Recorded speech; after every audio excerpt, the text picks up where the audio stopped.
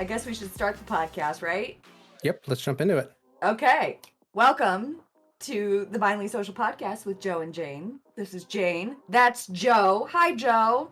Hello, Jane. How you doing today? I'm doing swell. How are you doing? I'm always beautiful. And you pointed out last week that we didn't do introductions, so I thought today, why don't we start with some introductions? Who are you? So I am Joe. I am the owner of Mindly.Social, and you would think that I would have something prepared for this, but I really don't. Yeah, I'm just a guy on the internet. Like, that's who I am. Well, you're more than just a guy on the internet. You're the administrator of Mindly.Social, are you not? I am, but like, there's nothing special about me in terms of like, I'm not like a billionaire like some websites. So what is an administrator exactly? So basically, I run all of the infrastructure for the site. I manage the servers. I do all the backups. I pay all the bills. I, for the most part, do a lot of moderation. We do have a small team that helps out a lot, so it's pretty equally divided. So it's not just you who's an administrator. There's other administrators, correct? So I have a co-administrator for Mindly.Social, as per the Mastodon covenant, Mastodon server covenant.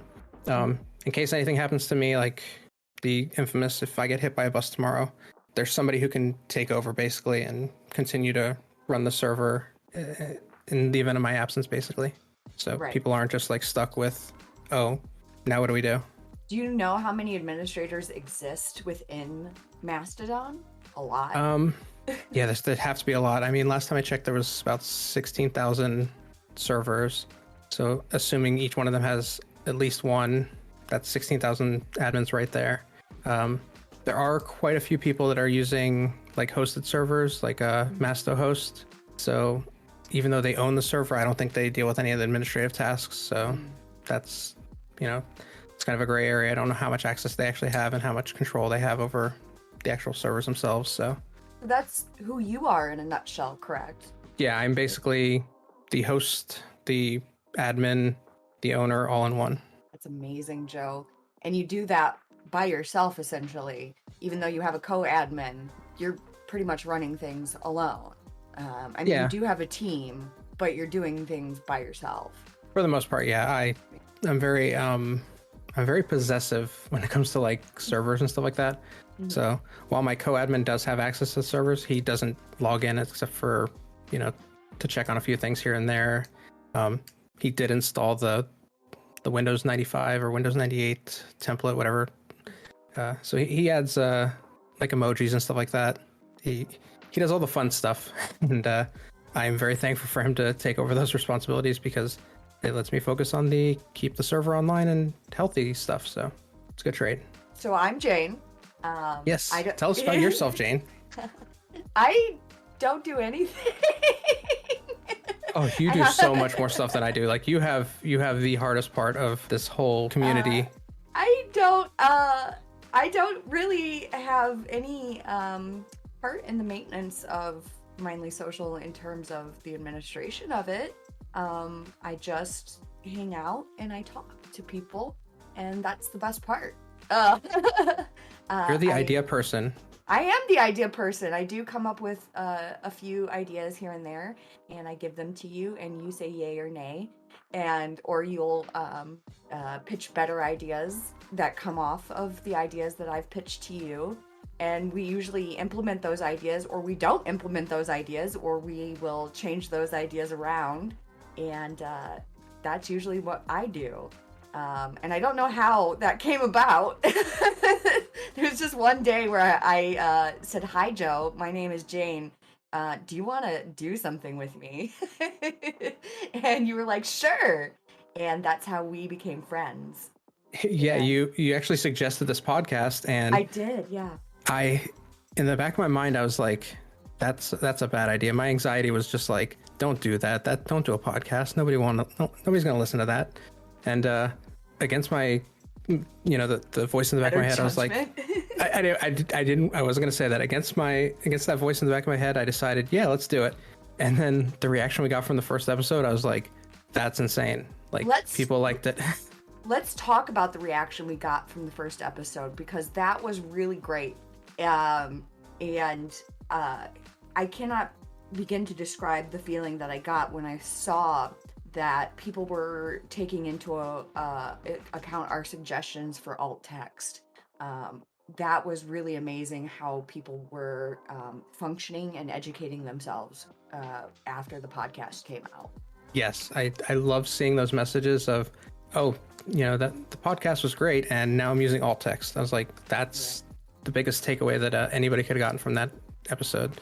There was a lot of good information in that first episode, but I think the alt text was the thing that it's like I think I said earlier. It's one of the easiest things that we can kind of fix on the platform is getting people to use alt text. It's a really simple implementation.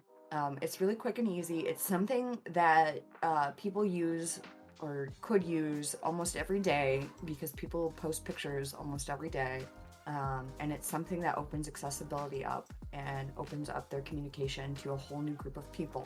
And so to have that reaction was really wonderful to see. And I saw people who were not only starting to utilize alt text, but who were asking questions and who were attempting to use alt text, maybe not even correctly, but who were just trying to use it. And even that was really, admirable. Because even if you're not using it correctly, the fact that you're even trying to use it in the first place is a step forward in the progression to accessibility. And I really want to commend those people for even trying, because you can't get better if you don't attempt. Mm-hmm. So I really wanted to people on the podcast. Yeah, and there was a handful of users that also had posted that they've been using alt text, but they found out they were using it incorrectly or they could be using it better. And because of our discussion, they decided to research it more to find out, how can I do this better? What are the correct ways to do this?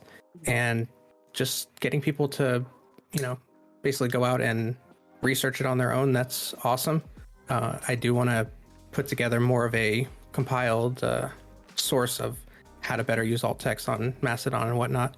But the fact that they're going out and doing it on their own when there's no, what's a good way to put this? There's no requirement. Yeah, exactly. There's no requirement to do that, but people are choosing to do that, and that's awesome. There's no requirement, but I will say that Mastodon does have a culture around alt text that is very different than you see on other social media sites. Because I do see a lot of people who say, I will not boost any posts that have pictures that don't have alt text. And that's a very different culture than you will see in other places. Yes, last night I was, because of everything that happened on Bird's site and caused a lot of people coming over, I was like, there's a lot of weird stuff in the timeline. Let me just go ahead and boost pictures that are cool. And I started boosting a couple, and then somebody had messaged me saying, hey, some of those don't have alt text. And I was like, wow, I need to make a better effort to, Oh, somebody actually called you out.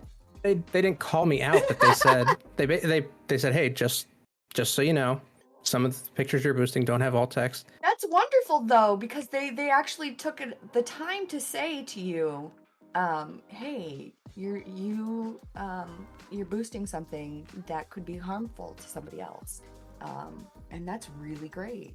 Yeah, they contacted me in a nice, polite way, just to hey, just a heads up, and it really, made me think. I was like, wow, I've been doing this the whole time, not even realizing it. Right. And I don't know if it's harmful, like you say, but it's definitely makes no sense for me to boost something that only a fraction of people are able to appreciate. Like, I only say, and I'm sorry for interrupting you. I only say it's harmful in that it reduces the accessibility of an entire group of people, and to me, that's harmful. And when I say harmful, I don't mean harmful in like a damaging way, but it can be damaging, right? Because you're limiting the access of something to people, and to me, I do find that a little bit harmful, only because I want everybody to have access to everything. Yeah, that totally makes sense. Yeah.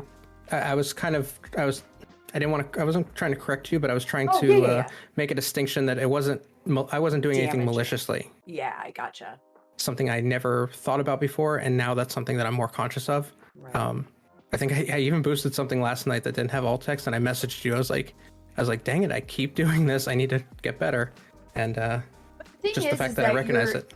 You're thinking about it now. Yes. You're actively thinking about it, and to actively think about it is you taking that step into becoming a better person. And I think anytime that we're actively thinking about not just alt text, but changing our vocabulary to those words that are unnecessarily harmful, or taking into account the disabled people that are around us, or taking care of Black and Indigenous people around us, or anytime that we're actively taking into account the people who need more care, and because society doesn't care for them the way that they should be cared for. I think that every day that you're doing that, you're progressively getting to be a better person. And that's just my on the matter. Yeah, and in this community and in Mastodon as a whole, or I use the word Mastodon and Fediverse interchangeably, so just throwing that out there for people. In this community, in this platform, I feel like inclusivity is our greatest strength, because a lot of people do want to include everybody. The problem is a lot of people don't know how to include everybody. Right. And so alt text is one of those things where you work on it, you learn how to use it, and then it becomes second nature to you, and all of a sudden you're a lot more inclusive in your conversations without having to change how you do things, because you've already trained yourself to set up alt text. Simple enough. So now that we've talked a little bit about how to include more people in that way, how do we include more people in other ways? So I know that when it comes to boosting through servers, it's a complicated process that as a user, I don't quite understand. Can you, as an administrator, explain to me why boosting is so important? So boosting really helps to get a message or a post out there from one server to many servers. The way that all the servers are interconnected, trying to break this down. It's a really hard question. Yeah. So not all servers are connected to each other, like right off the bat. Like, servers have to learn about each other. So if you're following an account on one server and that person is following an account on a different server that you don't know about, that person boosts, one of those people, then the other person all of a sudden sees it, and that's how they can build the connections between different servers is, oh, I saw that post, I can, follow that person, I can react to it. Now my server knows about that server. So boosting is definitely very important to spreading messages far and wide to servers that normally wouldn't talk to each other. And in terms of what we were talking about being inclusive and getting, more visibility for other diverse groups, when you boost somebody's message when they're talking about, racism, sexism, stuff like that, that's being pushed out to more than just your server and their server. That's being pushed out to every server that knows about you. And all of a sudden, those servers that might not have known about that person, now that message is getting out there. It's on the federated timeline. It's, building more visibility to that stuff. And that's why boosting is super important, because that's really the only way you can get that visibility where otherwise it wouldn't be there. Now, one of the things that I noticed when I first joined Mastodon, and one of the things that I noticed that a lot of people complain about, is the lack of a search function, and the fact that you kind of have to use hashtags. Can you explain to the users why? And you explained it to me, and it makes total sense to me. But can you explain why that is? So yes, so the search function is probably the most confusing of all the functions on here, because people just assume it's a search function. You can search anything. Well, the problem is every server has its own database, and so it would be nearly impossible for a search engine to search every database. Because I said before, there was about 16,000 servers last I checked, and it's just not viable right now to have a system in place where you can search every database to every post in every database. So the way that it works is it has specific things that it's able to search, and those are specific things that are easy to index in the database, hashtags being one of them. And that's why hashtags are super important for connecting people, because you can search your hashtags. Second, you can click on a hashtag, you can follow it, so anybody who used that hashtag, all of a sudden that will show up in your home feed. The other thing is you can search other posts who have used that hashtag, and that's how you can connect to people. So hashtags are the breadcrumbs that connect everything together. Like right now, currently, that's how, the best discoverability there is right now is hashtags. There's a lot more that could be said about hashtags. There's the trending tab. The trending page is yes. something I love. Yes. So the Explore tab has a tab, or the Explore page has a tab for hashtags specifically, so you can see what the most popular ones are. That's really good for discoverability. One thing I really don't like is like when you do a search for a hashtag, it'll say this many people have talked about it or have used it in the past couple days or something like that. And that number is not usually correct in my experience. Like I'll click on it, it's like, oh, 7 people have used it, and then it'll bring me like 50 posts about it. And I'm like, that's more than 7 people. That's confusing. Is it counting the server? I'm actually not sure. Like how the Explore page works is kind of a mystery to me. Okay, so another annoyance is like when you click on a person, you can only see the people who are on your server. When you okay. Do you know what I mean? Yes, I see what you're saying. Is that because of it's a database thing? Yes, that is correct. Okay. Mindly.Social only knows the people that are on your server that are following them. But if you click on their account and go to their page, you can click on their following and it'll show you everybody that's following them, even from different servers. But then you can't follow those people until you have to copy and paste. Yes, that is super annoying. Yeah, when is Mastodon gonna fix that? Yeah, there's definitely a disconnect there. Because Mastodon is a really great website, but it's not terribly user-friendly in terms of users who are not tech savvy. Yes. Like, you have to copy and paste some things, you have to use hashtags. There's a lot of disconnect between, like, the databases. So, if you don't understand some terminology, there can be some disconnect between how to use it, whereas certain other websites, who shall not be named, made it very easy because they weren't separate databases, it was just one giant database. So as our mutual friend Mir would say, Mastodon definitely feels like it was designed by developers and not by designers. Right. It lacks the intuitive nature that other sites have. Right. That's, it definitely sucks. I'm not a fan of that, but at the same time, it does have room for improvement where if a designer did come along and say, hey, I want to help out. Do you think that Mastodon's lack of design has helped to keep Mastodon's more friendly? I don't know if it's contributed to that. I think that it's definitely contributed to the lack of adoption, which we've been growing significantly, these past few months. Last I checked, we were over 8 million users, but I feel like a lot of people join, and I personally see it a lot. They join and then they go, okay, how do I figure this out? What do I do? Does anybody have a guide? Does anybody have a manual? Like, it's definitely not, it's not the most intuitive. So when new users join, they are very lost and they feel lost. And I'm sure a lot of them just log out and never come back. I will say that when you do post that you're lost, that people will immediately help you. Yes.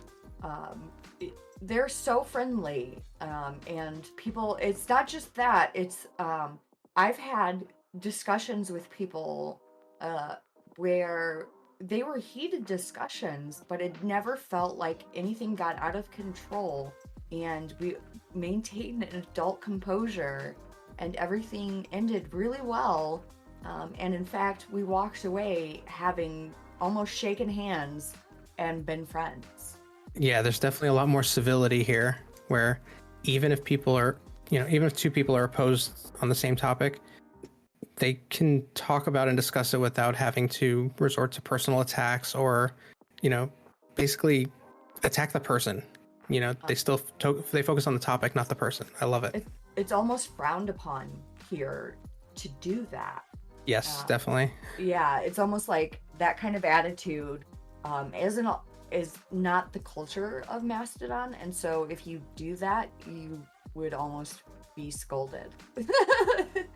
Yeah, there are certain cases where if you jump in and try and like mansplain or something like that, or you come in from a different perspective and say, "Oh, everything's fine," and then the people that are being, marginalized, they're like, "No, everything's not fine," then yeah, you're gonna see some of the hostility that Mastodon can have. But for the most part, if you're just debating about, trying to think of a good example, even like politics, there's some people who are just they love talking about politics, and some people are like, "Oh, this is how you fix it. Oh no, this is how you fix it." They don't get to the point of like, "Oh, trying to keep this family friendly." So they basically don't, boil it down to yelling, bad words, basically. Name calling. Yeah.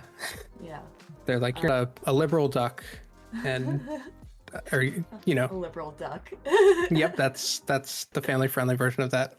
Quack quack. Exactly. Did you have any toots, random toots of the week? So I did actually have one that I picked it up last night at the last minute, and I really don't know how to handle this segment because this specific toot is their pictures. Oh, they're pictures? Oh, well, I Yes. got this. First of all, we're gonna go random toot of the week. Random toot of the week. Okay, now you can go. Okay, so the random toot of the week that I love that.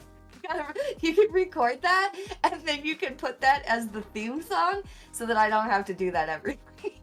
Oh no, you get to do it every week. That's part of the thing you signed up for. No, I'm joking. I could definitely record that. But so the reason why this is my random toot of the week is because last night when I told you I was like, I'm just gonna post good pictures, and then somebody pointed out, they're like, "Hey, you're boosting, pictures without alt text." I was like, "Oh, okay." So then I made it a point to check the alt text before I boosted and stuff like that. And as somebody who's really popular on, I'm sure they're popular outside of Mindly.Social, but they've been doing a lot of YouTube videos and stuff like that. The Explorographer. Mm-hmm. I know that person. Yes, he's been very active since early on. He's been really awesome. He's been putting out videos for tutorials and stuff like that, and they've been really, really informational and concise and stuff like that. He's just been really awesome guy in general. And last night he posted 4 pictures of just nature pictures. It looks like they're from the Grand Canyon during Christmas time. Mm-hmm. And I was like, okay, these pictures look really nice. But his alt text for each picture was actually really detailed and really good. And it was almost like its own story, the alt text, and it painted the picture perfectly for people who aren't able to see the picture, I think. That's great. So I don't know how we highlight that though, because I mean, I've already boosted it. I think everybody should go check that out. Take a look at the alt text. What was the handle again? The Explorographer. The Explorographer. Go check out the Explorographer and check out those pictures. Look at the alt text. Take it as an example of how to do alt text, because Joe says it's a wonderful. No, I did only see one of his posts, so I don't know how well the other posts are, but the ones with the Christmas Grand Canyon photos, those are awesome. Awesome. So my toot of the week comes from at Nina Let's 2, and at Nina Let's 2 is actually doing an alt text prompt every Friday, and so the random toot is just a version of her tooting out her alt text prompt question, asking if people wanted to take part in her alt text prompts, and everybody said yes, and I think that's just fantastic. And so everybody should follow at Nina Let's 2, start taking part in those alt text prompts and get that practice in. I love it. I love it That too. is so awesome to see. Perfect. well. Yeah, so if anybody wants to be part of the Mindly.Social podcast, we are looking for some guests to record with us. We have some topics we want to discuss, and some of those topics are topics that we can't discuss by ourselves. Those topics include ableism, racism, sexism, some pretty tough discussions that we want to have. So if there is any interest in those discussions and you want to talk about those with us, let us know. Or if you have a different perspective of something we have talked about, or have a different experience than what is commonly expected on Mastodon, we definitely want to hear about those experiences also. So just in general, if you think that you have some insight that would open some eyes on situations that we wouldn't be aware of otherwise, definitely let us know. So if you would like to join us on the Mindly.Social podcast, please reach out to Joe at Mindly.Social, or Jane at Janie.Mindly, or reach out to Janie at Mindly.Social. Yeah. Also, I do have an email address I put together. It's called podcast@Mindly.Social. So in the event that you don't want to reach out through DMs or anything like that because of the lack of encryption and privacy reasons, you can email me there too, and we can get things sorted out that way. I was told that the administrator can read our DMs. I was told that there's no administrators on Mastodon that have enough free time to do that. I was told that the administrator can read our DMs, and if the administrator can DMs, we DM the administrator. Dun dun dun! Awesome. Do you want to record an outro? A goodbye? I had a thought of an outro that I thought would be funny, but I think it'd be too much of an inside joke. What's the outro? So I can't remember who it was. There's a late night show. I want to say it was Stephen Colbert. Like, he would always say, "And oh, sorry, we don't have enough time for Matt Damon," I think it was, or I don't know. But I wanted to kind of. I was thinking of doing that, like, sorry, we don't have enough time for Matt Damon. I was going to do Henry Cavill. We don't have enough time for him. Yeah. We have enough time for Henry Cavill, Joe. Oh, look at the time. And then I was just going to cut it. I always have enough time for Henry Cavill, Joe. And that would have been the joke, because I would have said, "Oh, we don't have enough time for Henry Cavill. Sorry about that." And then you would say, "I always have enough time for Henry Cavill. I will make time for Henry Cavill. I will make a 25th hour for Henry Cavill, Joe. I will bend time and space for Henry Cavill, Joe." Well, thanks for listening to the podcast. Have a great weekend. Thank you for listening to the Mindly.Social podcast with Joe and Jane. The music of the Mindly.Social podcast is brought to you by Pixabay. The intro music is Energetic Hip Hop by Skillcell. The background music is Jazzy Abstract Beat by Coma Media. You can find us on Mastodon. Joe is at Mindly.Social /@Cujo. Jane is at Mindly.Social /@Janie. Thank you again and have a great weekend. Bye-bye.